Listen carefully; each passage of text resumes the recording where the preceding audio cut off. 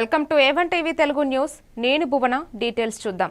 పార్వతీపురం మన్యం జిల్లా సీతానగరం మండలంలో ఎస్ఐ హేమలత మాట్లాడుతూ ఎస్పీ మాధవరెడ్డి ఆదేశాల ప్రకారం ప్రజలకు సంక్రాంతి శుభాకాంక్షలు తెలిపారు. ఆమె మాట్లాడుతూ గ్రామాల్లో కోడి పందాలు, పేకాట శిబిరాలు నిర్వహించవద్దని, ద్విచక్ర వాహనంపై హెల్మెట్ ధరించాలని, బయట ప్రయాణం చేసేటప్పుడు పోలీస్ సిబ్బందికి తెలియజేయాలని, స్త్రీలు సాధారణంగా సింపుల్ ఆభరణాలతో ఉండాలని సూచించారు. భద్రత, క్రమశిక్ష కొనసాగిస్తూ ప్రజలు ఆనందంగా పండుగ జరుపుకోవాలని ఆదేశించారు.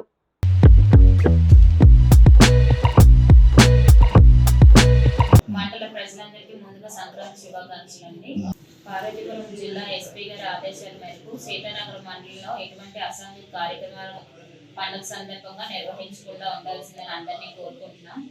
ఎక్కడైనా కోడి పందాలు జరిగినా, పేకాట శిబిరాలు నిర్వహించినా, ఎటువంటి అసాంఘిక కార్యక్రమాలు జరిగినా వెంటనే మేము వచ్చి చర్య తీసుకోవడం జరుగుతుంది.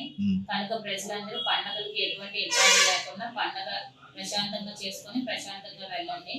అలానే ప్రజలందరూ రోడ్డు మీదకి వచ్చేటప్పుడు హెల్మెట్లు ధరించి రావాలి.